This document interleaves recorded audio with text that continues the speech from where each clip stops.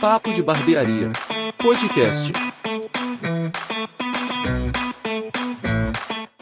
Fala, amigos do podcast Papo de Barbearia, sejam muito bem-vindos a mais um episódio que está sendo gravado, o primeiro do ano de 2024, seja lá quando for que você vai assistir, saiba que é a primeira gravação de 2024 e a gente faz com muito orgulho de estar retomando esse trabalho aqui depois de uma breve férias. E o episódio de hoje está muito especial, novamente, como sempre, porque a gente traz um ilustre convidado aqui para bater um papo diferente sobre algumas questões, sobre área policial, sobre carreira, sobre política. Antes de apresentar o nosso convidado, não posso deixar de agradecer aos nossos patrocinadores também, que estão apoiando aqui o nosso projeto. O episódio de hoje é apoiado por Lincro Soluções em Software, Casa do Torresmo, Casas Lotéricas O Periquito de Ouro e Constru Souza Materiais de Construção. Fica aí o nosso abraço e nosso agradecimento para todas essas empresas aí que estão apoiando o nosso projeto. Indo direto ao assunto, mas primeiramente desejando boas-vindas ao Maicon. Tudo bem, Maicon? Tudo ótimo, tudo certo. Sejam todos bem-vindos. Feliz ano novo a todos, né? E vamos seguir em frente. Vamos em frente. Esse ano vai ser forte o negócio. Mas chega de suspense. Quem está conosco aqui, Maicon? Fala para nós. Hoje nós estamos aqui com o ilustre deputado estadual, delegado de Polícia Civil, é isso? Isso. Egídio Ferrari. Muito prazer, Egídio, obrigado pelo carinho, pelo respeito com a gente, em ter vindo, sabe? A gente convidou, na hora aceitou. Muito obrigado, seja bem-vindo ao podcast Papo de Barbearia. Obrigado de verdade. Eu que agradeço a oportunidade da gente estar aqui. Para mim é um pouco diferente, né, esse formato, e realmente a gente bater um papo, né, sem nada de que impeça aqui a gente falar de qualquer tema, enfim, estamos totalmente aberto aí à disposição para a gente conversar e tomando alguma coisa que eu já vi que chegou aqui. Né? Opa! Aqui não falta, gente. Podcast tem que ter, né? Tem que, descontraído. A minha cervejinha aqui tá faltando, depois a gente tem que pedir pro Lombardi completar. Lombardi completo. Mas por enquanto estamos no energético aí. A gravação ocorre no fim do dia. Hoje é no fim do dia, já depois de um dia de luta, de trabalho, a gente também está cansado. Mais um motivo para a gente agradecer também a tua presença, que a gente sabe que está todo mundo na correria aí, né? Mas, Egídio, seja muito bem-vindo.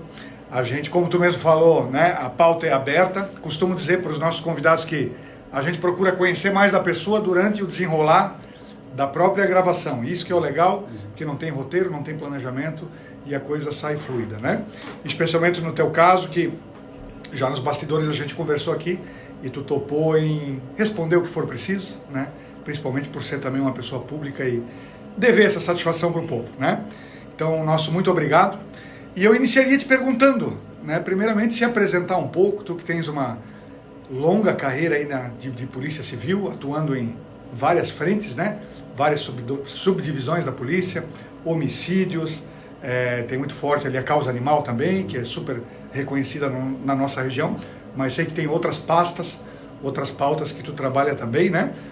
Pediria para tu apresentar um pouquinho aí desse teu histórico, quantos anos de polícia, formação, me parece que é na área de direito, não é verdade? Isso. Conta um pouquinho dessa trajetória profissional para nós, por favor. Bom, legal. Eu sou um blumenauense de 42 anos, casado, quase não, eu não posso errar. São 24 anos de união, um matrimônio, muito amor. Que legal. Com a minha esposa Rosane e pai de 2 filhos, o Bruno, 15 anos, e a Emanuele, de 8 aninhos de idade agora. Nasci, fui criado, estudei, né, toda a minha vida em Blumenau, mas o meu sonho sempre foi ser delegado de polícia.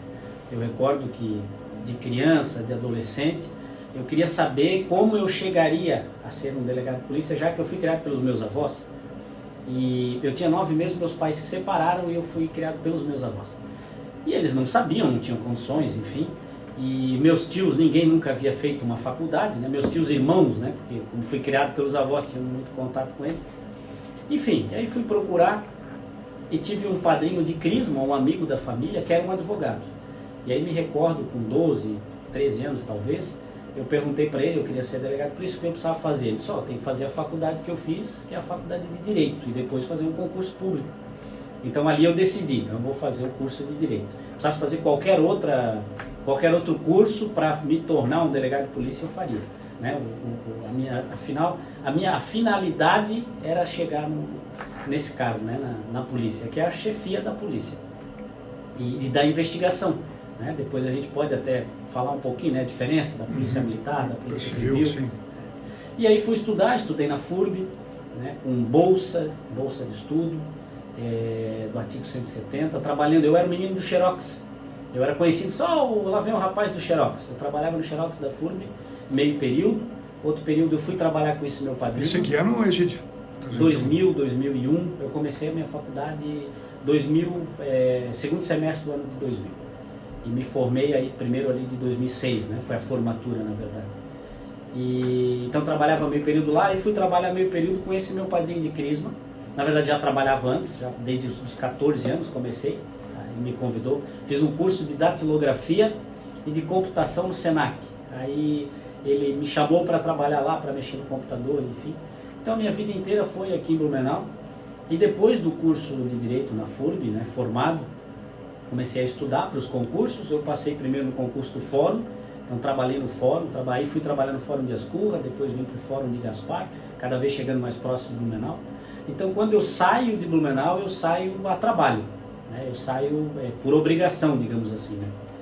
E aí depois passei no concurso de polícia e fui para Florianópolis fazer o curso da Academia de Polícia. E de Florianópolis eu fui para Curitibanos, foi a minha primeira lotação. Aí lá eu saio com um caminhão de mudança, com a esposa e um filho, tinha só o Bruno ainda. Os cachorros, vaso de planta, todo dentro do caminhão. A gente vai morar em Curitibanos, uma cidade que até uma semana antes da minha mudança eu não conhecia, nunca havia ido até lá. Então uma semana antes fui para conhecer a cidade e achar uma casa para morar, algum lugar. Eu tenho familiares lá, Lá em Curitibanos? Sim, minha bisa morreu ano retrasado, com 109 anos lá em Curitibanos. Eu não conhecia antes de ir para lá. Curitibanos é. E aí fico 1 ano e 2 meses lá. Olhando hoje, foi bem rápido, mas foi 1 ano e 2 meses muito intenso. Imagina, né? O meu sonho realizado, eu chego na cidade como delegado da cidade. Então era eu, o padre, né? O juiz e o delegado. Sim. O prefeito às vezes. Uhum. Mas aí aí fiz uma... Na verdade sim, comparado com outras cidades, ela não é tão pequena, né? Mas... E aí depois disso eu consegui uma vaga em Gaspar. Aí pedi uma transferência, vim trabalhar em Gaspar. E aí nesse momento, mais ou menos 2 anos após sair de Blumenau para ir para Florianópolis, depois Curitibanos, eu retorno a morar em Blumenau, mas trabalhar em Gaspar. Aí trabalhei mais 5 anos em Gaspar e depois surge a oportunidade de eu trabalhar em Blumenau.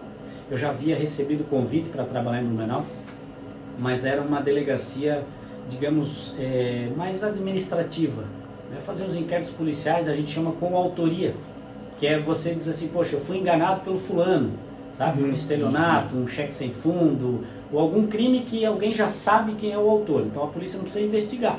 A polícia precisa apenas fazer o inquérito policial e encaminhar para o fórum, para o promotor fazer a denúncia, o juiz, né, depois encaminhar o processo. E aí eu não quis. Então eu esperei quase 1 ano, aí sim abriu uma vaga na DIC, que é a Divisão de Investigação Criminal de Blumenau. Ali a gente realmente faz polícia, ali tu faz investigação o dia inteiro, o tempo todo. Então todos os crimes mais graves sem autoria era nosso. E isso foi finalzinho de 2016. Aí eu já morando em Blumenau, fui para a DIC e começo, né, a trabalhar efetivamente em Blumenau aqui nos casos. E assim a gente vai, e depois disso teve uma oportunidade em 2021, eu sou removido de Blumenau e vou para Brusque. Isso me motiva a ir para a política, porque a minha remoção foi uma remoção política. Foi uma remoção que alguém não estava gostando do meu trabalho, não é gostando da qualidade do meu trabalho, e sim porque estava me dando muita visibilidade, enfim, eu estava me tornando muito conhecido na cidade. Eu nunca fui filiado a partido político e nunca tive nenhuma intenção de cargo político. Mas isso mexeu com algumas pessoas e pediram a minha saída. E aí teve uma troca dentro do governo, aquele problema de impeachment do governador Moisés, enfim. E nesse momento ele abriu ali alguns pedidos e eu simplesmente recebo ali, agora tu vai trabalhar fora. E nesse momento que eu não consegui ficar em Blumenau, eu trabalhando, todos os policiais pedindo para eu ficar, a população, enfim, né? A população toda pediu na época, né? Teve uma grande repercussão, até uma comoção. Sim. E aí quando eu pergunto pro chefe de polícia, um tempo depois, inclusive, Eu disse, tá, o que aconteceu? Ele falou, cara, a tua emoção foi política. Alguém pediu para te sair daqui. Eu falei, mas a política é para isso? A política não deveria ser para isso. A política deveria ser para coisas boas, né? Para colocar talvez mais gente aqui, ou se não estivesse funcionando, tudo bem. Mas ninguém consegue botar no papel o que eu fiz de errado para ter que sair dessa cidade. É a cidade que eu amo, a minha cidade natal. Aí nesse momento ele falou, infelizmente é assim. Eu falei, então anota aí que eu vou ser político. Eu quero mudar isso, cara. Não vai mais ser assim. Então, assim, foi numa conversa dessa que eu resolvi ir para a política. Aí procurei alguns amigos. Mas já na época tu sentia alguns indícios que tu estava incomodando alguém ali dentro? Eu recebia muito convite de vários partidos. Embora nunca havia sido filiado a partido nenhum, mas eu recebia, tu tinha que ser candidato. E em 2020 foi muito forte isso, para eu ser candidato a vereador aqui em Blumenau. E eu disse, não, gente, eu sou polícia, eu não quero saber de política, me deixa trabalhar. Mas isso foi acontecendo. Então esse movimento é que chamou a atenção, digamos, do outro lado, que eu poderia me tornar um adversário.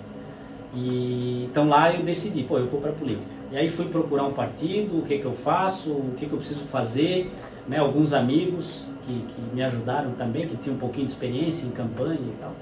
E aí dali me torno o delegado de polícia, candidato a deputado estadual por um partido pequeno, né? Que pouca gente acreditava, pelo menos as pessoas no meio político não acreditavam, e dali em diante vem a minha trajetória, começa a trajetória política, né, de campanha, e depois, né, graças a Deus, já da vitória, agora no exercício do mandato. Tá, e Egídio, e aí conta pra nós, como é que foi como é que tu recebeu, tu é transferido, e tu vai sair do que tu mais gosta, que é homicídio, investigação, né, tá na ponta, tá na frente, para cuidar dos animaizinhos. Não que seja menos importante, porém, muda, né? É diferente, né? Sim, muda muito. Muda muito. Hoje tu cuida lá, maus tratos, né? Eu acho que até... Mas só lembrando, hoje é apenas essa pauta? Não, na polícia? Não, continua? Não, continua. Só que aí te botaram lá e te indagaram a fazer isso, não foi? É isso?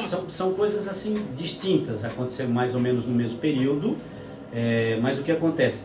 Eu na DIC, né, o responsável, o chefe da unidade, então o responsável titular das investigações de homicídio, de tráfico de drogas, qualquer roubo a banco, sequestro, enfim, tinha outro delegado trabalhando comigo, mas eu era o chefe da unidade, era o mais antigo.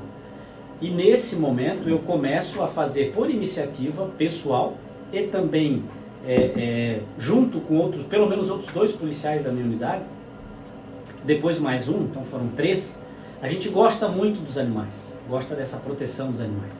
E a gente sempre falava, poxa, tinha que ter uma unidade, alguém para investigar os maus tratos, a crueldade praticada também contra os animais. Isso era muito forte em nós. E aí a gente começa, e aí muda a lei. Aí o que acontece foi isso, é que mudou a lei e aumentou o crime, aumentou a pena do crime de maus tratos, para quem pratica os maus tratos contra cão e gato. Então passou de um mero termo circunstanciado, o papel que o cara assina e vai lá no fórum, dá risada, sai rindo, né? E não dá nada. O cara sai rindo, porque né? Às vezes nem vai para a delegacia, quando é feito o termo fora da delegacia. Enfim, e passa por uma pena que gera uma prisão em flagrante e não tem nem direito à fiança. Porque a fiança pode ser recolhida, deve ser, na verdade, arbitrada pelo delegado de polícia, nos crimes com pena de até 4 anos, pena máxima.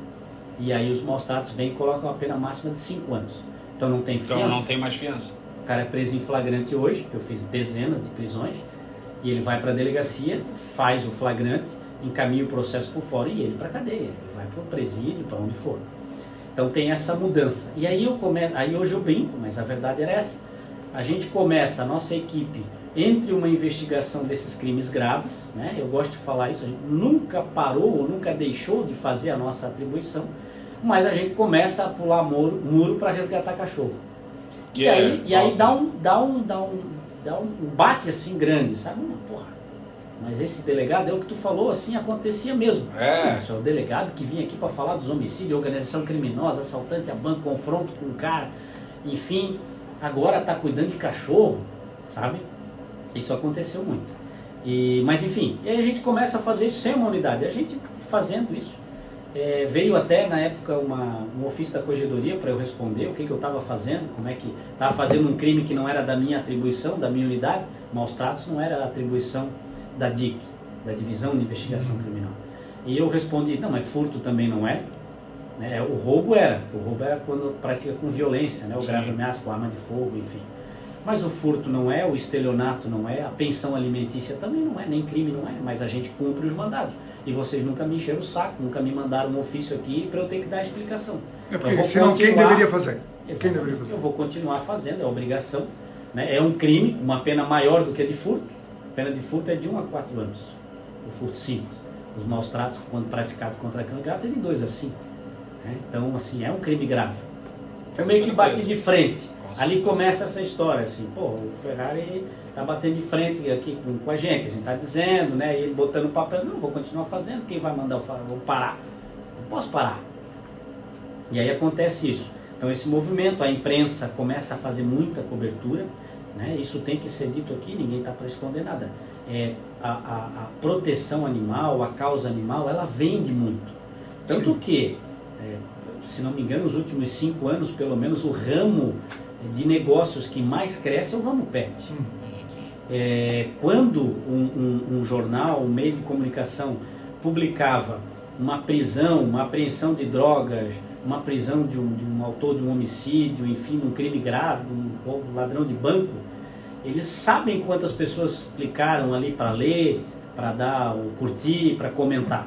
E aí daqui a pouco aparece a mesma equipe da Polícia Civil que fazia isso, que foi a primeira foto que a gente tirou na frente da S10 preta com um pitbull resgatado, porque o cara deu um pau no pitbull e o vizinho filmou, o cara batendo com sarrafo no cachorro, o vizinho filmou, me mandou no Instagram, eu corri para a casa do cara, só que ele tinha saído e não deu a prisão em flagrante, mas a gente tirou o cachorro e bate uma foto. Essa foto assim, ela estourou, foi a mais acessada. Então a imprensa, o que ela quer? Ela quer isso, ela quer vender, né? Óbvio, ela depende disso. Aí começa ainda mais uma região que nem a nossa, né? O pet estourou muito, né? Eu mesmo tenho uma cachorrinha. Difícil tenho hoje, 2 cachorras, tenho gato. Sim. E que anda com a gente tem um amor nesses bichos que é, né? Acaba fazendo parte, né, da nossa rotina, da nossa vida, da nossa família. E eu lembro a repercussão que isso tomou de um jeito. Falei, pô, agora apareceu alguém que cuida dos bichinhos. Porque isso a gente via muito. Isso a gente via muito. Até outro dia a gente recebeu também um rapaz que cuida de uma ONG ali, e o que ele falou lá a gente via muito. O pessoal largando o cachorro na rua. Isso eu via muito. Isso eu via muito. Né? E eu sempre ficava indignado. Porque é o tipo de... É um ser que ele não sabe se defender, ele não tem... tem que ficar, isso que tu está dizendo, mas que é muito claro assim, tem que ficar bastante evidente para as pessoas, porque ainda tem alguns ignorantes que falam assim, pô, mas tem coisa mais importante para vocês cuidarem. Cara, verdade. Porra, desculpa, pode falar palavrão? Pode. Aqui. Não, aqui não tem isso. Assim, ô idiota, eu nunca deixei de fazer o nosso trabalho. A gente continua fazendo da mesma forma. Né? E quem comete crime é tratado como criminoso por mim, pela minha equipe, e sempre foi. Nunca eu tirei a algema de um bandido dentro da minha delegacia porque o STF disse que eu tinha que tirar. Eu preferia responder um processo por abuso de autoridade do que me colocar ou colocar minha equipe em risco. Isso vários advogados pediram, doutor, tira a algema. Eu falei, eu não vou tirar, mas eu vou constar, quero que conste aí no processo. Pode constar, mas eu não vou tirar. Não vou tirar, porque aqui quem manda sou eu.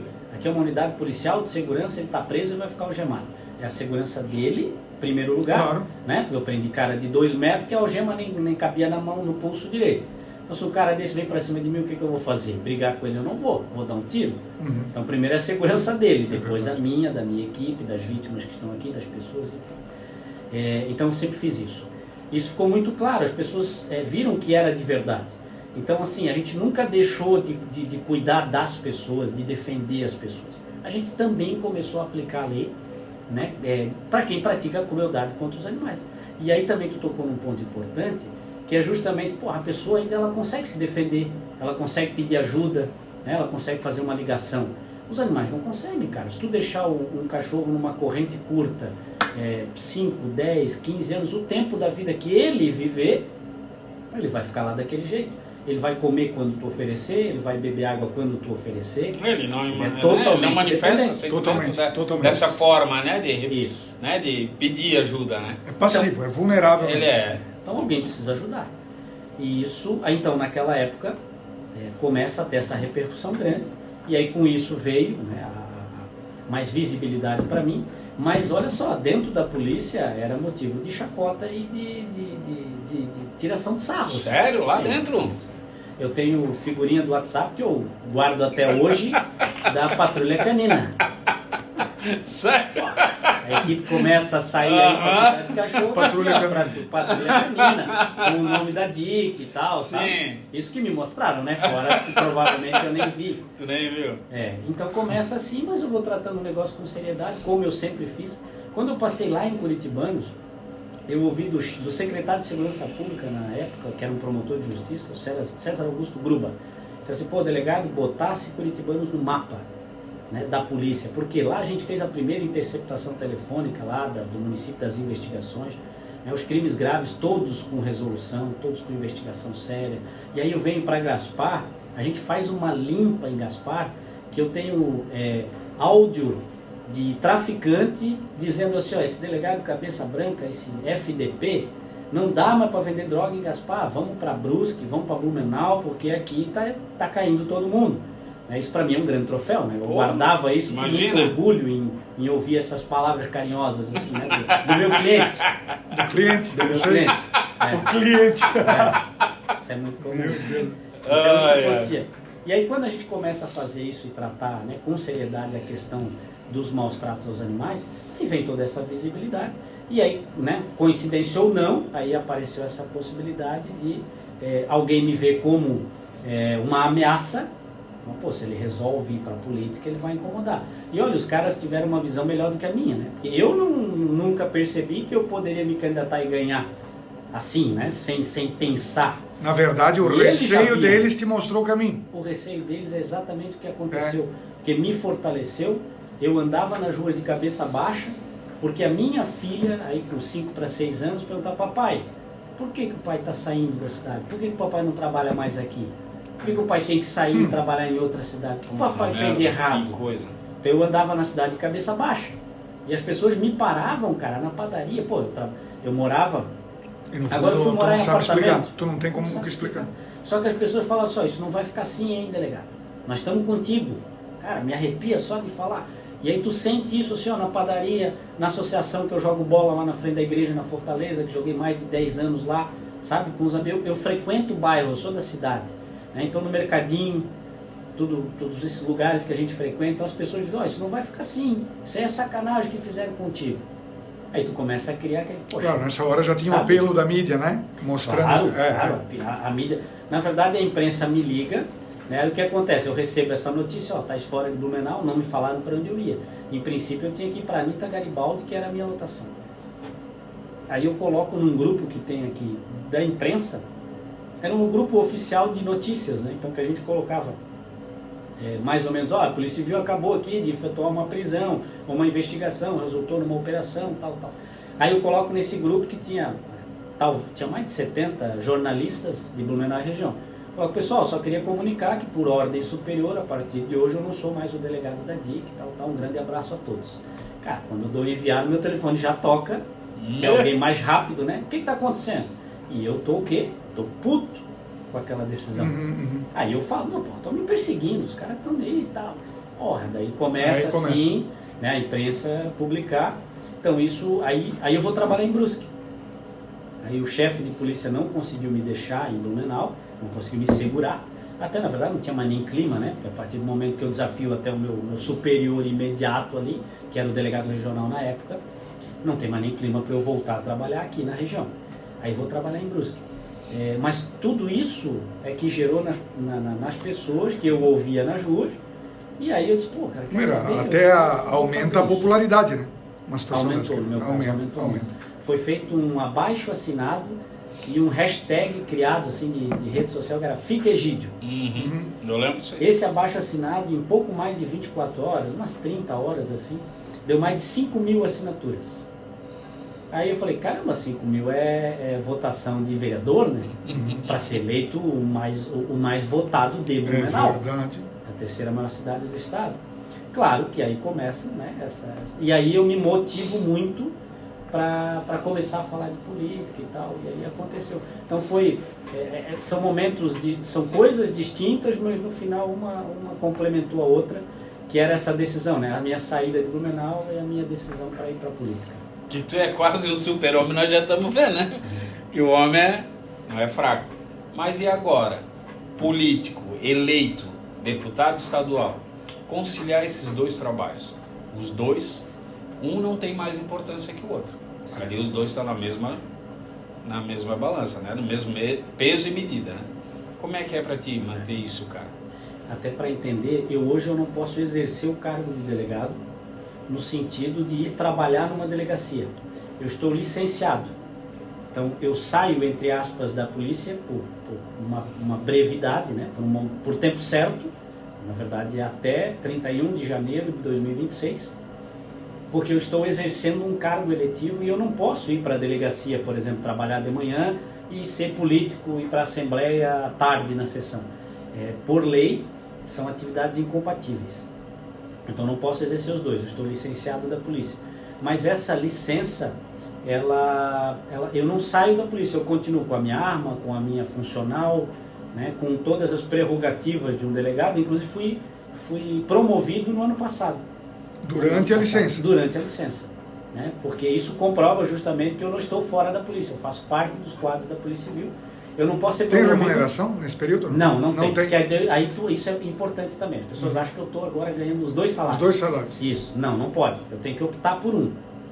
Né? Aí eu posso optar, essa lei permite. Então, se o cargo de delegado fosse maior, o salário maior, eu poderia ficar optar como deputado, mas recebendo como salário delegado do Estado, porque é o Estado que paga, né? Tanto de deputado tanto de um do quanto do outro. Então eu continuo pagando a minha previdência, como eu pagava lá como delegado de polícia, o mesmo valor. Então por isso conta o meu tempo de serviço, porque eu estou contribuindo com a previdência. Né? Eu poderia não contribuir talvez, mas aí não contaria meu tempo. Né? Então 4 anos, por exemplo, como deputado, poderia depois fazer falta em uma aposentadoria, algo nesse sentido. Né? Então essa é muito clara. No ano passado fui promovido e agora a minha comarca de lotação, que a gente chama, para a cidade que, se eu sair hoje da política, eu vou trabalhar em Timbó. A cidade que fui promovido, que eu optei, que não podia ser Blumenau, porque eu ainda não estou no final da minha carreira. A próxima promoção, aí vai ser Blumenau, Florianópolis, Joinville, aí são as maiores cidades que abrem as vagas, porque eu já estou mais para o final da carreira, aí me dá essa possibilidade. Né?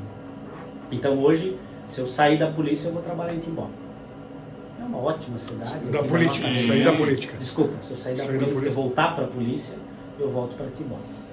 Mas agora, um detalhe, mantendo essas prerrogativas da função de polícia, acaba entrando em algum tema ainda? Apoiando o delegado que aqui está, ou de alguma forma acaba tendo alguma função assim extraoficial? Todo dia, né? Eu não consigo mais desligar. Eu estou aqui conversando com vocês armado, né? Eu vou no mercado armado, vou na padaria. Mas o pior é que estão até pela própria segurança, né? Pela segurança, porque essa cabecinha branca, o rostinho, a galera... Não tem? Todo mundo conhece. Eu estou na rua e o pessoal, né, o delegado conhece e tal. E não são só as pessoas de bem que me reconhecem, né? Principalmente quem te monitora. Principalmente que eu prendi, ou enfim, né? Que teve a vida afetada pelas nossas operações aí, que me reconhece. Então o dia a dia nosso é esse. Né? Aí eu vou para a política. Para onde é que vai os recursos que o deputado tem condições de encaminhar?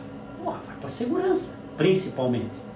Né? Vai para a causa animal, como eu tenho essa bandeira, esse carinho muito grande pela proteção dos animais. Então a gente começa como tem o deputado lá que é médico, então a maior parte vai para a saúde, tem a outra deputada que é da educação, a maior parte vai para isso. Né? Então, por óbvio, a gente acaba fazendo um direcionamento primeiro, daquilo que tu tem mais contato diário, a tua experiência. Segundo, tu precisa responder o teu eleitor, quem votou em mim, queria um delegado de polícia e que também cuida dos animais. Então a gente precisa responder, precisa dizer, olha só, agora o Estado vai ter investimento, por exemplo. Mas tu continua trabalhando ainda, tu continua agindo, né? Na polícia eu não posso ir na delegacia trabalhar. Na delegacia trabalhar. Eu não tenho mais aquele... Eu não faço plantão. Sim. Eu não recebo boletim de ocorrência, por exemplo, para Mas despachar. esses vídeos que a gente vê teu, de hoje em dia, tu indo lá, buscando o animalzinho, pulando o muro, é de agora, né? Pau pega, eu faço agora. Faz agora. Mas o que eu quero dizer Mas com aí isso? tu se Eu não posso apresenta como... assinar. Ah, entendi. Eu não posso assinar o flagrante. Ali no caso, tu seria um policial. Exato. Tu és um policial. Qualquer um do Não és povo, mais delegado diz ali, ali é um policial. Diz a Constituição Federal que qualquer um do povo pode prender em flagrante delito. Qualquer pessoa.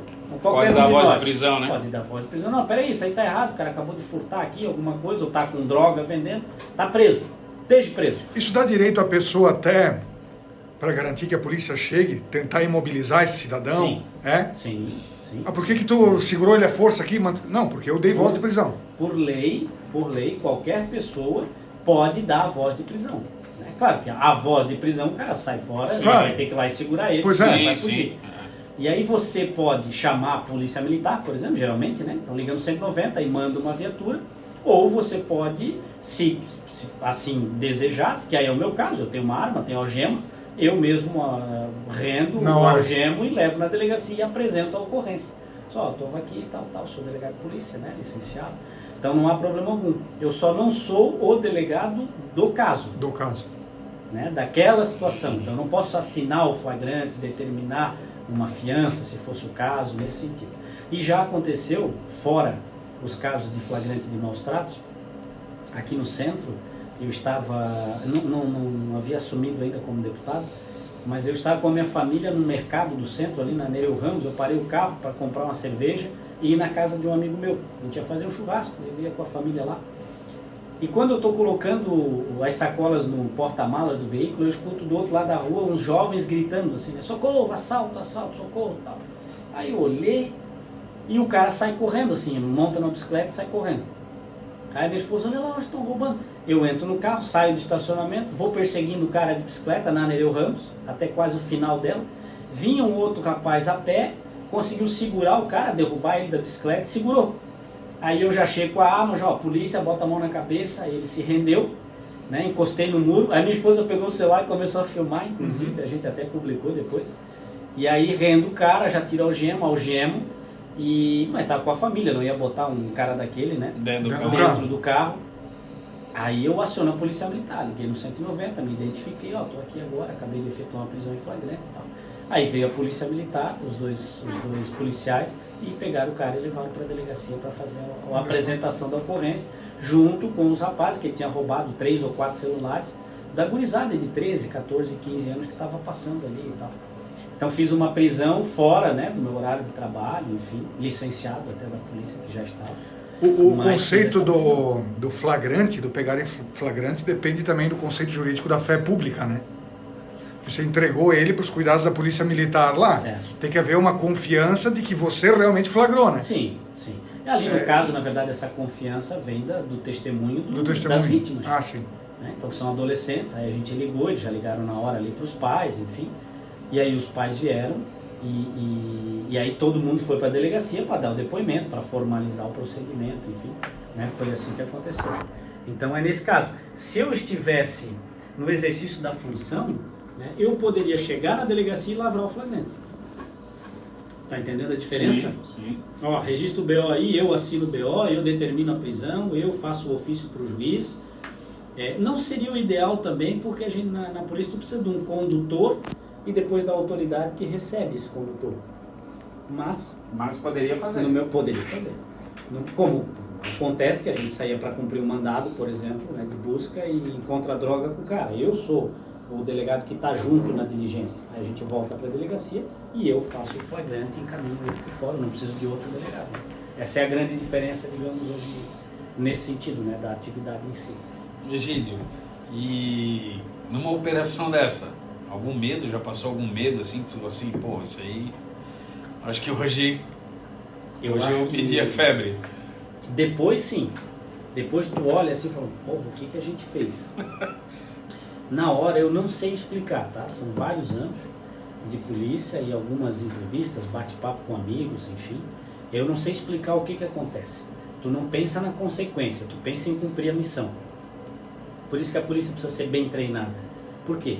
Porque ninguém faz nada quando não está raciocinando direito, né? No meio de uma troca de tiros, no meio de uma emoção grande, enfim. Se você só faz aquilo de forma inconsciente se teu corpo, tua mente estiver condicionada. Por isso tu treina tiro. Quando tu treina tiro, o que a gente faz? Lá no papel. A gente dá tiro no papel e faz esse movimento aqui. Olha para trás, olha para o outro lado. Não tem ninguém, a gente sabe disso.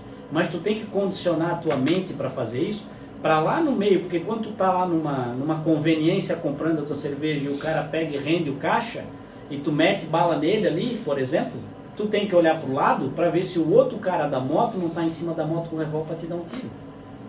Então tu condiciona. Senão a tua defesa é primeiro. Exato, essa é o teu treinamento é esse. Então tu tem que condicionar. Então se tu não fizer isso, lá no momento que acontecer, que dá a tela preta, né, que dá o bum, que tu tá rolando, tu não vai raciocinar o que eu faço agora, o manual diz, cara, tu vai fazer o que tu treinou para fazer. Isso é muito importante. Então quando a gente vai cumprir a missão, quando a gente está na rua para fazer, tu acaba não pensando nas consequências. E por isso a importância do treinamento. Se tu não estiver bem treinado, tu vai fazer cagada. Né? Eu digo cagada no sentido de colocar a tua integridade, a tua vida em risco ou a de um colega.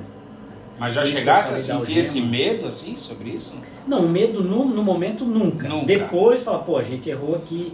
Eu sempre fiz muito as reuniões, né? Depois o feedback. A reavaliação. A gente termina ali a operação, foi para a delegacia, daí eu chamo geralmente nos casos mais graves. Então chama a equipe e falou, cara, ó, aconteceu isso hoje, o que tu achou? Não, pô, a gente não fez isso que deveria ter feito, né? Ou, pelo contrário, pô, deu tudo certinho, sabe? Hoje realmente deu certo. Isso é importante para a gente ir fazendo.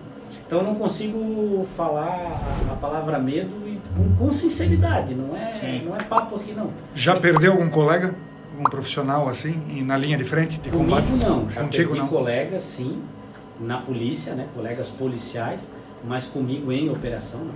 Graças a Deus isso nunca aconteceu. O que eu falava sempre para o meu pessoal é a única missão, ou a principal missão deles é voltar para a casa deles, né? Não é voltar para mim. É porque é um bando de marmanjo e Sim, não te interessa. Mas é voltar para a casa deles, voltar para a esposa, para os pais, para os filhos, né? Isso é muito importante. Então, aí nesse sentido é que eu me recordo assim, que às vezes depois sempre tu pensava em alguma coisa, mas durante, cara, tu não pensa. É uma adrenalina gigante, isso Imagina. Sim, né? Mas é o que eu falei, quanto mais treinamento, quanto mais preparado, quanto mais equipamento tu tens, né, para exercer essa função, por isso que falei, né, pô, agora como deputado eu consigo mandar recurso para os caras comprar, pô, liguei para o comandante da PM hoje, falei, ó, passei um recurso para vocês, a gente quer ver se compra pelo menos 100 lanternas táticas. O que é isso? É uma lanterna que vai acoplada no trilho da arma, embaixo do cano da arma, então é uma lanterninha que vai acoplada ali. E que esse acessório, mais um coldre para o policial guardar a arma, custa, sei lá, em torno de R$1.000. E, então eu consegui R$100 mil para a gente comprar 100 para colocar no policial efetivamente que está na rua, né? Está trabalhando. Mas por que isso? Né? Parece uma coisa besta. É muito importante. Tu entra num ambiente escuro, aí tu tem que estar com uma lanterna na mão, com a arma na outra e aí tá ligado. Assim, já perde. Uma lanterna tática, por exemplo, o mesmo dedo que tu aciona o gatilho, tu aperta o botão ali para ligar a luz.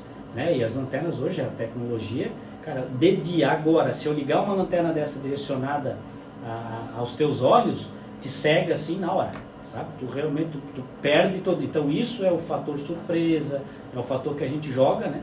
No momento do cumprimento, por exemplo, de uma busca ou de alguma coisa, de uma prisão, que aí o cara se perde, que é os segundos que tu tem para dominá-lo, para fazer o que precisa ser feito. E não deixar ele reagir, né? Não deixar ele vir.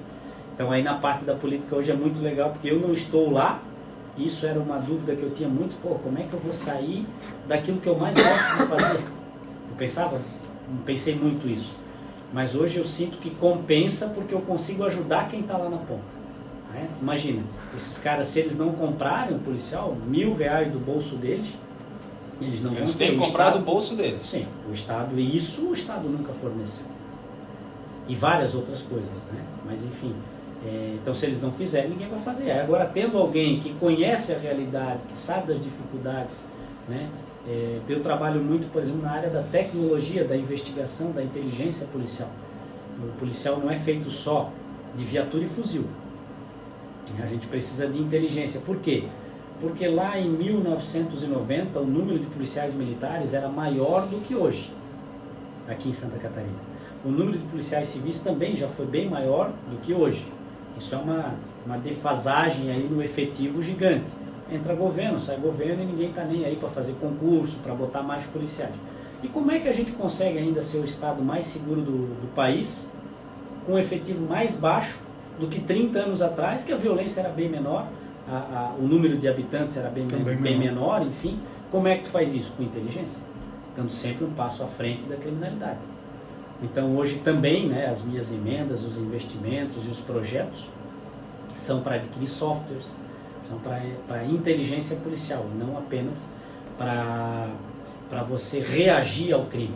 Né? Porque se tu esperar o cara fazer o roubo a banco, como acontece no Brasil e já aconteceu em Blumenau, que a gente já trabalhou em casos assim, que chama de novo cangaço, enfim, sim, quando vem lá 5, 10 caras com fuzil, né, com a arma muito superior da polícia, fazer um roubo, como fizeram o roubo ao aeroporto aqui de Blumenau. Você estava à frente disso? Com ponto, sim, fui um dos primeiros a chegar lá, com ponto .50. Pô, ponto .50, cara, é uma arma que a polícia não pode ter, mesmo se quisesse ter, não pode ter. Fazer esse tipo de crime, e depois tu chegar para confrontar com ele, já está errado. Vai morrer todo mundo. Você dá ele perfurava a fuzilagem ali do carro forte.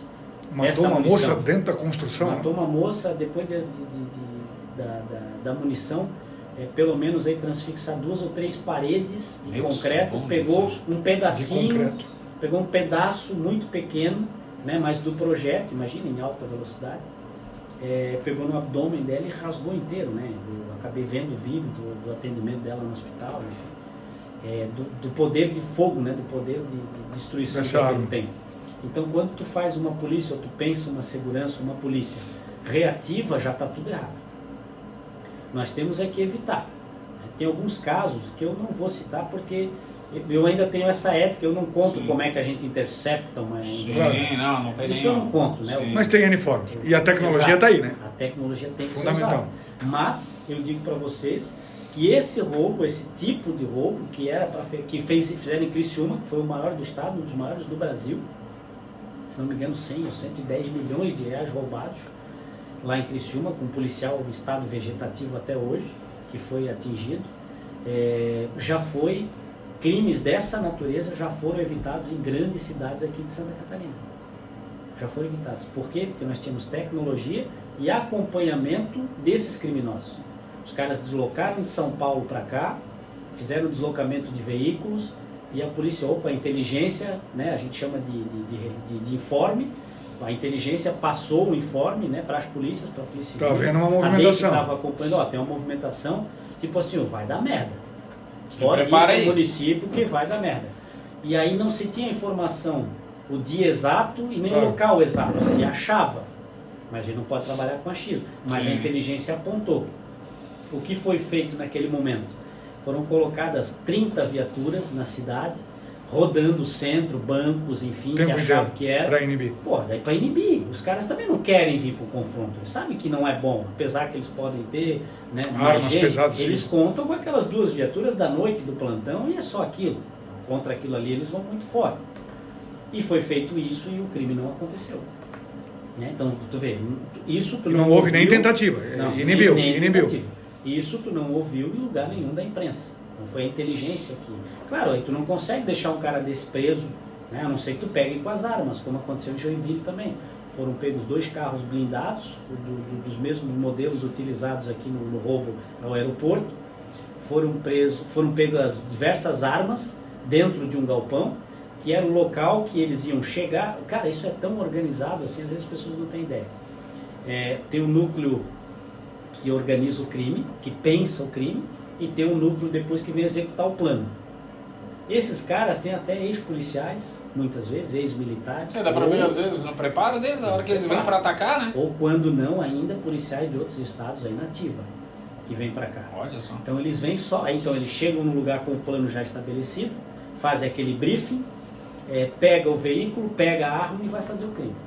Então, com a inteligência, descobriu o local onde estavam os veículos e as armas, foram lá, prenderam os veículos e as armas, e o crime não aconteceu em Joinville também. Já é um outro caso que eu citei agora de outra cidade. Sim. Enfim, então a gente tem que trabalhar com inteligência, cara. Tu acaba, aí sim tu evita, as pessoas nem vão saber o que a polícia está fazendo, mas tu acaba evitando a morte da menina lá na empresa, né? Tu acaba evitando o estado, né, que o policial militar ficou depois de ser atingido também por uma arma dessa. Porque quando se fala arma de guerra é exatamente isso. Lá na Rússia, Ucrânia, né, ou Israel contra o Hamas, são essas armas que eles utilizam lá para matar gente. É arma de guerra. Para exterminar, para matar. Sabe? É arma de guerra. E essas armas os caras usam aqui em Santa Catarina já. Como Olha utilizam só. muito no Rio, mas aí estão utilizando aqui também.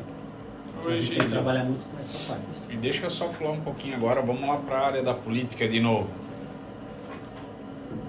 Eu escutei algo barbearia. Alguém me falou. Eu ia ficar muito feliz com o que eu vou te perguntar agora, se acontecesse. Sobre a tua... Como é que eu vou perguntar? É que o Gil sabe falar bonito, eu não sei falar bonito. Cara, tu vai sair para prefeito ou tu não vai, Gal? Eu sabia que ia falar isso. Não começou a enrolar. Porque... Começou a enrolar. Isso dentro da barbearia, assim, ó.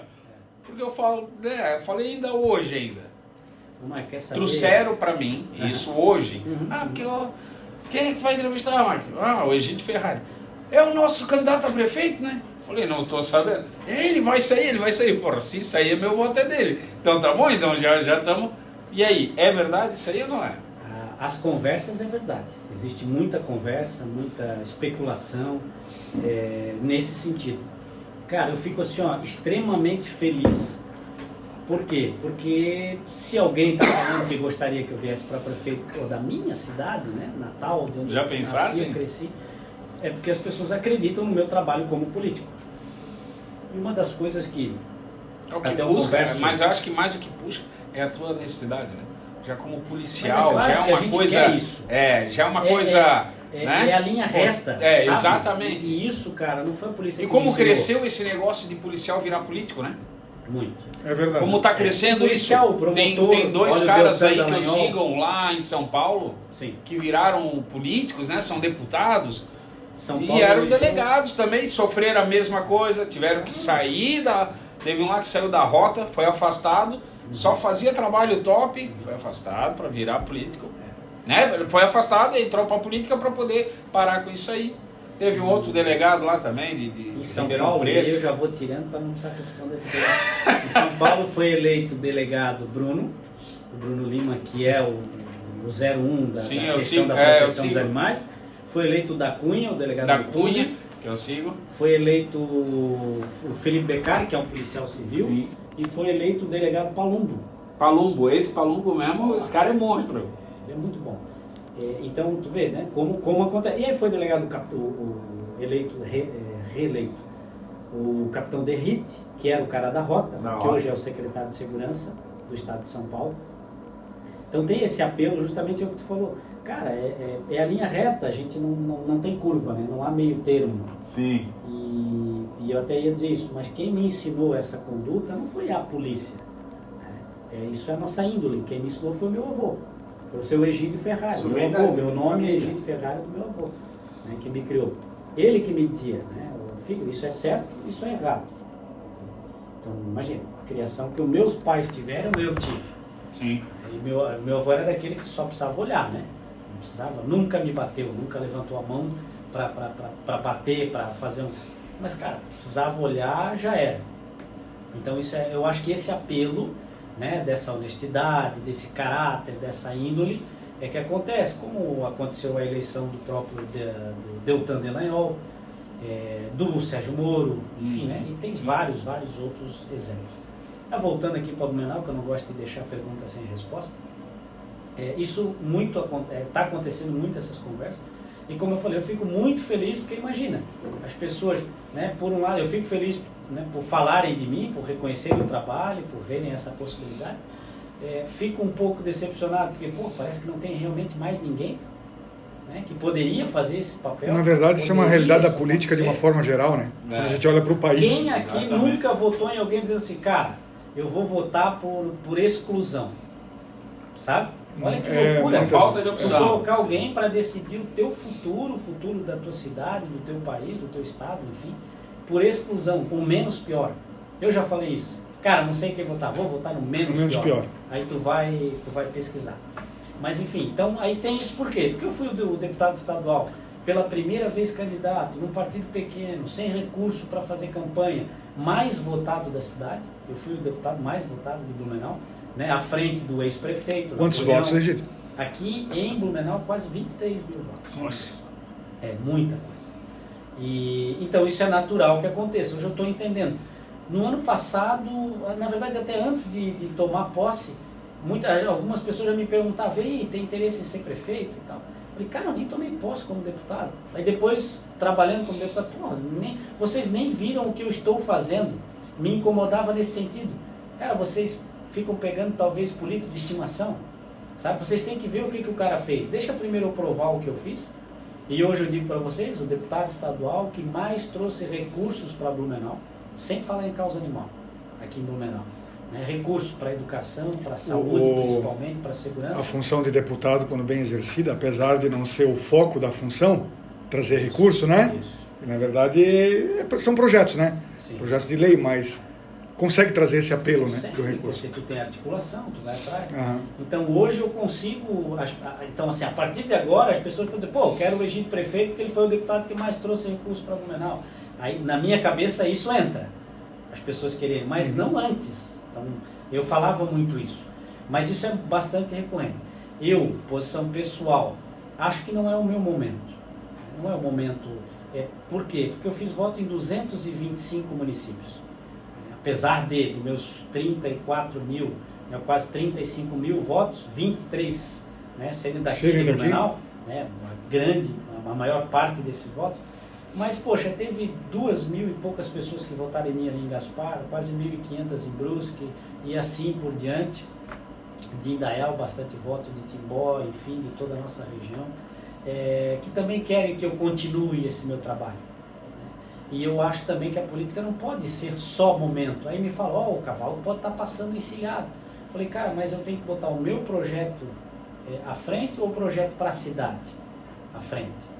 Então hoje, assim, minha posição pessoal era de apoiar alguém, fazer parte de um projeto, sim, para que eu possa apoiar e depois cobrar essa pessoa. Tanto vereadores quanto prefeito, um eventual candidato. Não seria eu como candidato a prefeito. Hoje é a minha posição. Tá, mas e aí? É isso mesmo? Não, cara, a política é uma loucura. A política todo dia muda. Eu já cheguei a cogitar bem seriamente e falar para a minha equipe, cara, eu acho que eu vou ser candidato. E já falei, não vou ser de jeito nenhum. E daqui a pouco nada impede Então, que assim, isso mude de novo.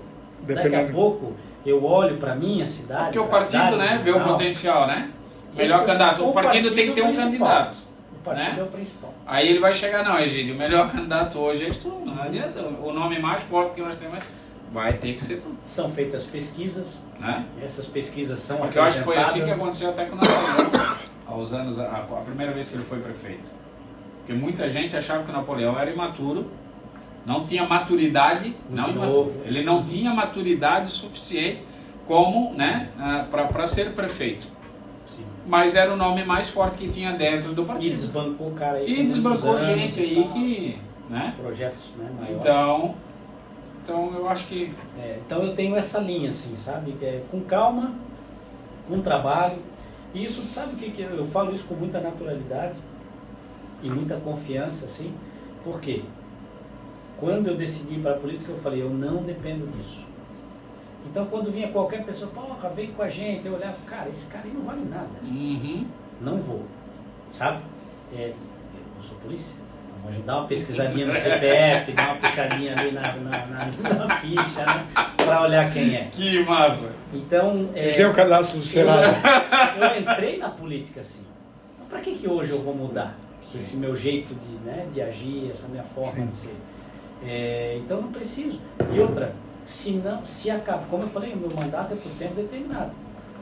Então se eu não concorrer aqui, depois eu vou tentar uma reeleição como deputado, e não for reeleito, porque as pessoas olharam e falaram, pô, gente, não gostamos de ti, tu prometeu uma coisa e não fez, e não votar em mim o suficiente para que eu seja reeleito, cara, eu volto para a delegacia de Timbó. Falei, hoje a minha lotação é Timbó, eu tenho endereço. Aí eu fico louco quando alguns falam assim, ó, o prefeito X não sabe o que vai fazer.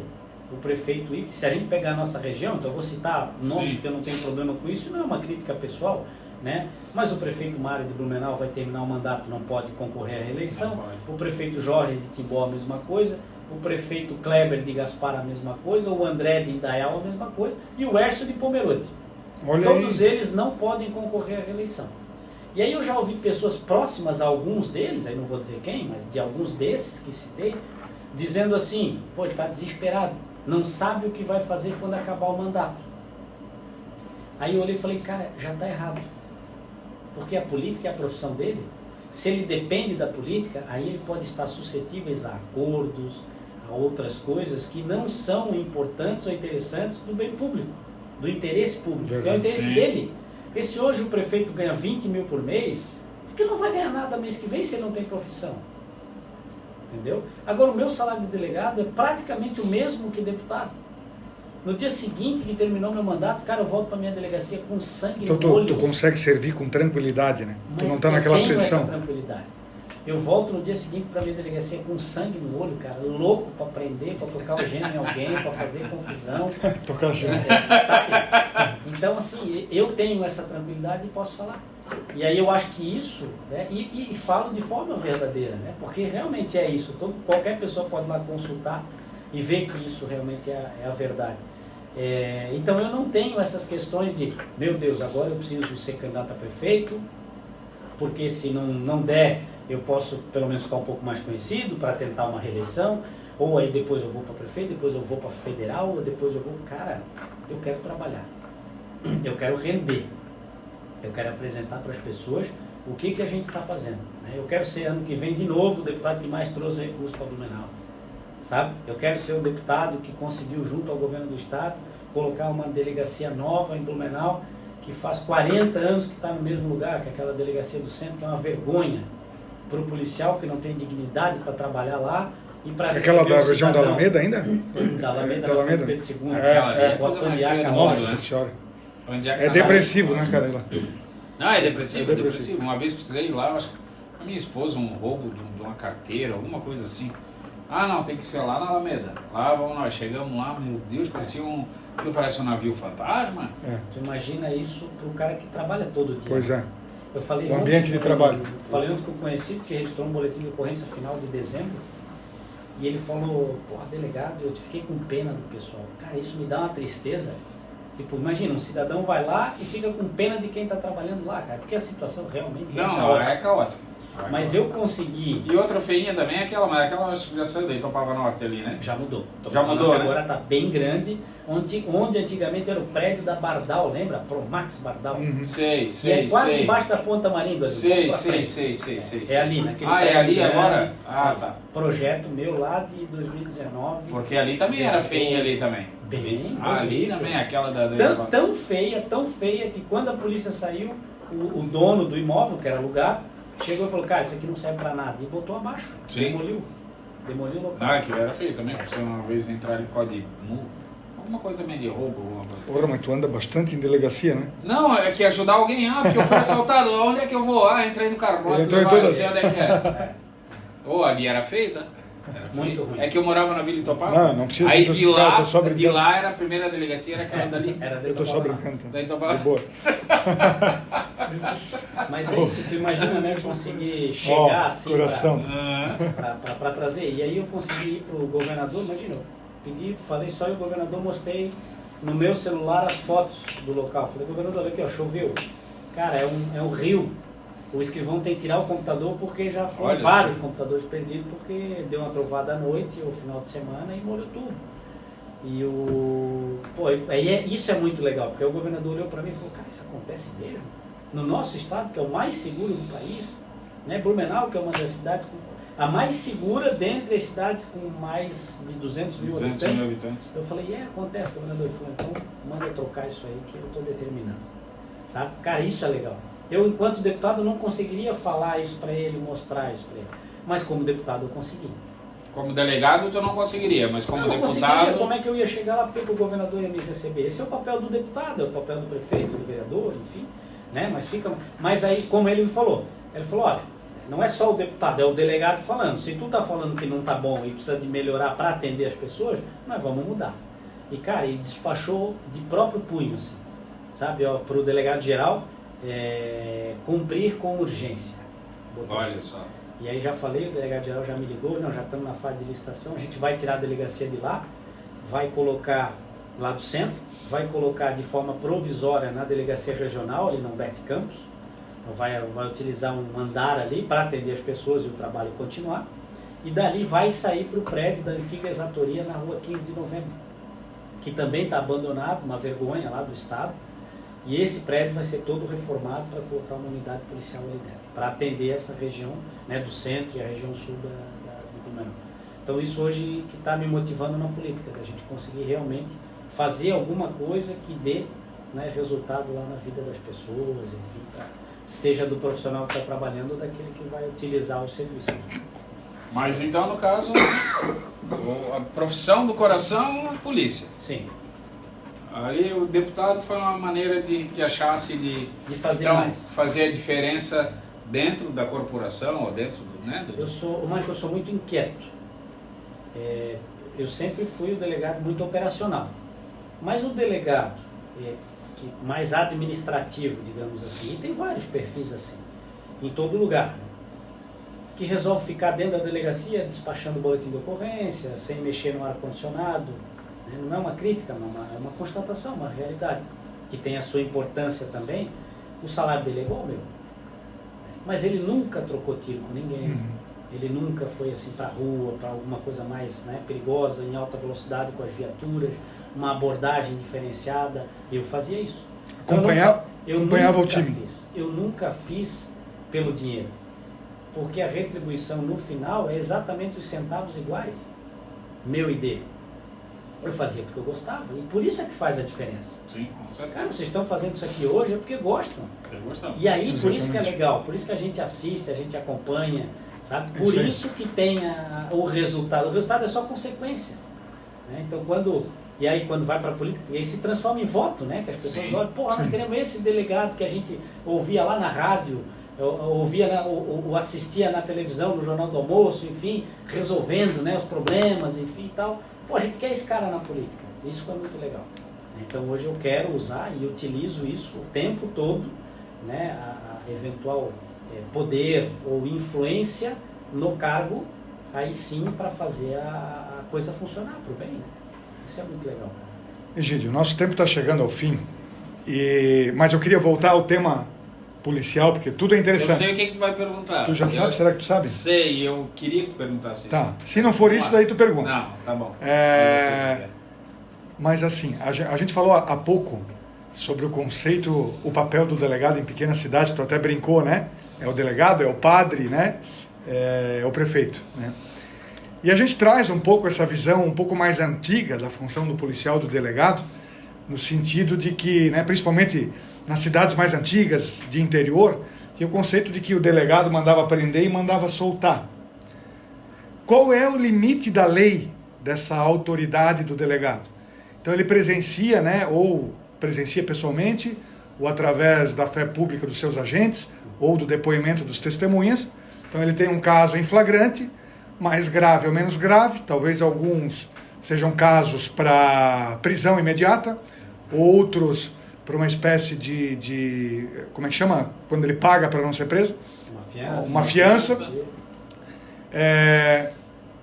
A lei é clara sobre essa penalidade imediata que tu dá diante de um flagrante, ou seja, tu olha para o cara, sei lá, cometeu um crime qualquer. Ó, tu vai para a delegacia agora, estás à disposição da justiça. Ou ainda, não, você pode pagar uma fiança e tal. Quer dizer, a lei é clara, ou o delegado de fato tem uma autoridade para decidir certas coisas e encaminhar essa pessoa da melhor forma. Hoje, na verdade, é o seguinte, está tudo muito chato. Até ser polícia está ficando chato. Chato no seguinte sentido, não é que eu queira descumprir a lei, mas antigamente se tinha uma liberdade maior nesse sentido. O que o cara está fazendo? Até lembrei disso hoje. O cara é um vagabundo.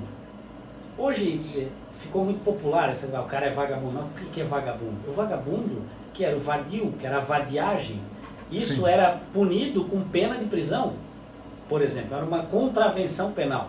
Então se o cara tá por que lá atrás, né, na época dos nossos pais, talvez, enfim, quando sair de casa leva a carteira de trabalho, porque se for abordado aí pela polícia, o cara é trabalhador. Mostra que tu trabalha. Por quê? Porque o cara não era vadio.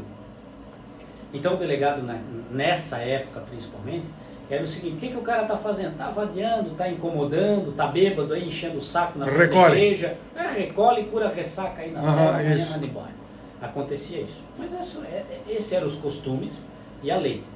Hoje a lei já engessa muito a gente. Então, se um crime, a não ser que eu entenda de forma diferente se cabe fiança ou não cabe, então eu posso entender, vou fazer aqui um exemplo bem mais esdrúxulo assim. Furto ou é roubo? Roubo não cabe fiança, furto cabe, por exemplo. A não ser que eu entenda que é roubo e não faça fiança, mas eu vou justificar isso. Não vai ter problema nenhum se o juiz entender que era um furto e deveria ter feito fiança. Até porque depois ele conserta isso juridicamente. Ah, certo. Juridicamente. O processo é o definitivo. O que eu não posso é abusar, né? É pensar, isso aqui devia ter fiança, eu não vou dar porque eu não gostei do cara. Então isso eu não posso fazer. Hoje a lei ela delimita muito a nossa atuação e aí a gente está nisso. E por que eu comecei falando que está tudo muito chato? Porque tudo é errado, cara. Sabe, tudo se pega, por exemplo, um corte de rede social, cara, se pegar o cara tentando roubar a bolsa da mulher na rua, batendo, fazendo alguma coisa, e depois as pessoas segurando o cara e dando um safanão, como se dizia nele, e pegar só esse corte, aconteceu em Balneário Camboriú semana passada. Foram abordar um morador de rua, né, que hoje isso é um tema bastante relevante. Poxa, o cara não pode ser criminalizado porque ele é um morador de rua, beleza? Mas o Estado dando todas as situações para ele sair daquilo ali, para ele ter uma assistência médica, para ele ter uma assistência social, para ele daqui a pouco fazer uma profissão, ele não quer. Por que ele não quer? Porque estão dando esmola, ele está ganhando mais na rua para ficar ali. Mas lá em Balneário aconteceu isso. A assistência social, junto com a guarda municipal deles, abordou o pessoal em situação de rua e quando identificou, viu que tinha um mandado de prisão em aberto contra ele. Opa! Né? Era só uma conversa para disponibilizar algum serviço social, virou um caso de polícia, peraí, mão na parede e tal. Aí ele começou a resistir, começou a gritar, socorro, olha isso. As pessoas passando compraram aquela ideia que o guarda estava abusando da autoridade. Só porque ele é morador de rua, só porque não sei o quê. Cara, e aí já veio vídeo para a rede social dizendo, olha que absurdo, a polícia e tal, sabe? E não era nada daquilo, era um cumprimento do mandado de prisão de um estuprador, ou de um ladrão, ou de um homicida, enfim, de alguma coisa muito grave. E aí as pessoas, então isso, eu digo hoje, está muito chato nesse sentido. Não se pode fazer mais nada e o grande foco virou o criminoso e esqueceram da vítima. Porque tem audiência de custódia, como eu publiquei na semana passada, por exemplo, que a juíza disse para o cara, pergunta se está muito frio, pede para desligar o ar, um casaco, dá um café para ele se esquentar. Vai tomar banho, cara. O cara cometeu um crime, ele não está ali. O negócio está invertido, né? Está invertido. Está tudo muito invertido. Por que não houve a vítima? Eu duvido, como um depoimento que eu peguei uma vez, do caso que entraram 2 bandidos para roubar a casa aqui em Blumenau. E aí um deles, né, aí recolheram tudo, amarraram a menina de 16 ou 15 anos num quarto, o pai no outro quarto, a mãe no outro quarto. Amarraram eles todos. E aí recolheram e colocaram dentro do carro da família. E aí um saiu com o carro da família, o outro ficou de sair do coisa, pegar o carro deles que estava escondido e fugir também. Esse cara resolve voltar a estuprar a menina de 15 anos. E o pai ouviu tudo. E o pai amarrado, ele não conseguia se desamarrar para defender a filha dele. Ali no caso ele ia ser morto, enfim, mas cara, tu tá defendendo tua filha, tua integridade. Isso aconteceu. E eu ouvi esse depoimento do cara chorando na minha frente, filha do pai, porque a gente conseguiu prender um dos caras, e o cara chorando de madrugada, falando, cara, eu sou um bosta, eu ouvi a minha filha, sabe, a minha sensação de potência sendo estuprada, violentada, e eu não consegui ir lá defendê-la. Sabe, eu não pude fazer nada para defender. Tu imagina isso? Por que um juiz não chama, né? Por que a nossa lei não determina que o juiz chame de madrugada esse pai para ouvir? Porque o juiz, cara, ia aplicar a lei de uma forma muito diferente pro cara que fez aquilo. Ia ser muito diferente. Não ia ter cafezinho, não ia ter casaco, não ia ter ar-condicionado. Ia ter pau, cara. Sabe? Porque ele escolheu invadir uma casa, roubar uma família e estuprar uma menina de 15 anos. É isso que está errado no Brasil, é isso que a gente precisa mudar. Tu precisa dar atenção para a vítima, para quem sofre o crime. E eu não estou aqui falando em ideologia, atenção nada, hoje, mas cara. hoje é que nem o Gilson falou, né? Toda inversão voltada, de valores, né? É toda voltada para o crime, Meu Deus. sabe? Então, assim, tem policial levando tiro na rua porque tem medo de apontar a arma pro cara, de fazer uma abordagem mais enérgica, né? Como eu falei no início, comentei antes, na minha delegacia eu nunca mandei tirar uma algema, cara. Preso é preso. Depois a justiça vai dizer se ele está certo, se ele está errado, enfim. Mas é um procedimento. Mas não quer dizer que a gente torturava, que a gente batia, não é isso. Mas é de forma enérgica. Eu nunca pedi por favor para prender alguém. Entendeu? É arma na cara, é força, é pula da cama, algema, dominou o ambiente, segurança, acabou. A gente nunca desrespeitou a esposa de um preso, a gente nunca desrespeitou a mãe, o pai de um preso. Mas se a gente foi buscar um cara na casa dele, representando o Estado, é porque Pedindo ele fez licença, cagada. né? Não, e pedindo licença. Ô, dá licença, eu vim Acho que aqui é pra te coisa de prender. filme, vou bater na porta e dizer, polícia, temos uma ordem de prisão para o senhor. Ah, que isso? Quando ele vê, a gente já está em cima dele. Né? Vai ser, porque é o elemento surpresa. Sim. Então, enfim, eu quero lutar muito hoje, assim, principalmente na política, porque na polícia eu não conseguia, eu só podia cumprir as leis. Hoje eu tenho a possibilidade de tentar mudar essas leis, de trabalhar isso, seja de forma aqui no Estado, né, ou federal. Mas é isso o grande foco. Assim, hoje trabalhar na polícia está desanimador por isso. Grandes profissionais, excelentes profissionais, estão querendo sair, fazer outro concurso, né, porque daqui a pouco ganha mais ou ganha igual, para não se incomodar, para não colocar a vida em risco. É um saco eu ter que sair de casa todo dia com uma arma na cintura. De verdade. Sim. Incomoda, é ruim, às vezes eu não posso botar uma calça diferente, com um cinto diferente, que eu não vou conseguir colocar. Mas eu sou obrigado. Não é minha escolha, sabe? Na verdade, é minha escolha, a tua mas escolha. é a minha Sim. escolha que é muito maior do que aquilo ali. Não é porque eu acho... Não é o teu conforto, né? Não é Cara, a tua não vaidade, não é o que tu porque eu escolheu acho ser. que dentro do shopping é perigoso. Não, só que se acontecer uma merda lá dentro Mas e eu claro. estar lá, cara, tu imagina, eu não vou me desculpar nunca, né? Imagina acontecer alguma coisa com alguém da minha família, alguém próximo de mim, ou até comigo, porque se eles me reconhecerem eu vou ser o primeiro aí, né? O escolhido serei eu. Então, assim, são essas coisas que eu vejo que as pessoas, e as pessoas de bem, nós somos em muito maior número do que quem não vale nada, cara. Sabe? Então a gente precisa ter essa união, precisa chegar para a polícia, para o Estado, enfim, e dizer, cara, vocês estão certos, a gente acredita em vocês, nós estamos aqui para apoiar. Eu acredito que dessa forma a gente vai conseguir mudar alguma coisa, senão fica difícil, cara. Com certeza. Vai desestimulando, e tenho excelentes profissionais que já passaram pelas minhas equipes, que se realmente falaram, o delegado, na boa, né, pô, vem trabalhar comigo, tal. Não, cara, na boa, não quero. Me deixa aqui no expediente da delegacia, eu levo o ofício pro fórum, eu faço um boletim de ocorrência, sabe? Minha cara não é conhecida, lá onde eu moro ninguém nem sabe que eu sou polícia. Porra, devia ser motivo de orgulho. Sabe, as pessoas olharem e falar, pô, nós temos um policial aqui, a gente sente talvez um pouco mais seguro, é um cara que a gente valoriza, mas não, é só pau, é só porrada, é só, sabe, é tudo errado. Enfim, eu acho que isso é um ponto, claro que eu puxo para o lado porque eu tenho essa visão de dentro, né, da instituição, da polícia, mas é algo que a gente precisa, assim, de maneira urgente mudar. Porque principalmente quando a gente liga a televisão, ou vai para redes sociais, aí tu só vê as coisas invertidas, cara. Só vê, parece que Isso é é tudo verdade. errado. Isso é verdade. Egídio, quero te agradecer desde já. Obrigado pelo carinho. É um cara que... Eu já era fã agora, né? Estamos mais fã ainda. Tomara que saia prefeito, tá? Meu candidato. Nosso, como deputado já foi. Obrigado, parabéns. Parabéns pelo trabalho, principalmente ali com os animaizinhos, que tá, cara, tá lindo isso aí. Né? A gente tem bichinhos em casa e a gente ama de paixão.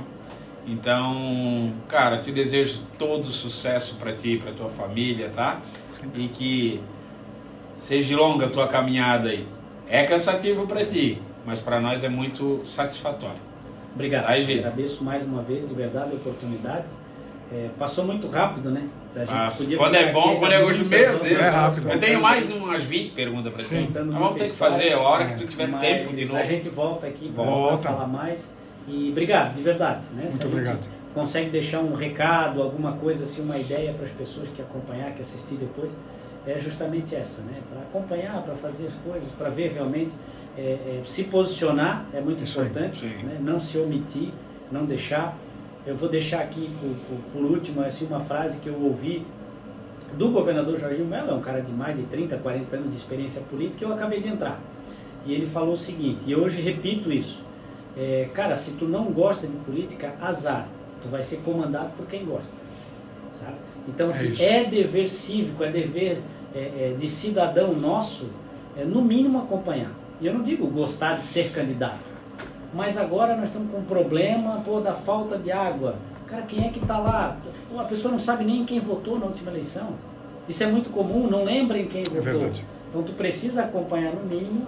Hoje, realmente eu queria deixar esse recado final, assim, né, a ideia das pessoas prestar um pouquinho mais atenção, acompanhar, cobrar o vereador, cobrar o deputado, entra lá no meu Instagram, só não vem com grosseria, porque eu respondo igual. Sim. Mas vem lá e cobra, diz, o que está fazendo para isso, o que está fazendo para aquilo, que a gente vai mostrar, a gente vai dizer, me dá ideias, leis, a gente não falou nenhuma aqui, mas leis, projetos de leis já aprovadas e em vigor, vieram de ideias das pessoas, a gente não consigo criar tudo e sair da minha cabeça. Então acho que um recado final assim, acho que era essa, cara, que as pessoas precisam acompanhar, precisam se identificar um pouquinho e cobrar aí dos seus representantes. Legal. Maravilha. Egídio, muito obrigado, muito obrigado. Externalizo aqui meu agradecimento, porque realmente informações interessantes, curiosidades, um pouco da perspectiva de uma pessoa séria que está à frente de diferentes trabalhos importantes para a sociedade. Só posso registrar meu agradecimento aqui. Agradeço também a quem nos acompanhou até aqui, os ouvintes do nosso podcast, seguidores fiéis aí. Agradeço pela parceria, por nos acompanhar. Sempre novos episódios vão estar surgindo com extrema qualidade, com certeza. Agradecimento também aos nossos patrocinadores, Lincro Soluções em Software, Constru Souza, Materiais de Construção, Casas Lotéricas O Periquito de Ouro. E eu vou pedir para o Jackson aqui trazer o nosso lanche do pessoal da Casa do Torresmo, que sempre oferece uma refeição para a gente aqui, um lanche muito gostoso. O Egídio vai poder acompanhar com a gente aqui. Muito obrigado ao pessoal da Casa do Torresmo. Um abraço e até o próximo episódio. Um abraço, até lá.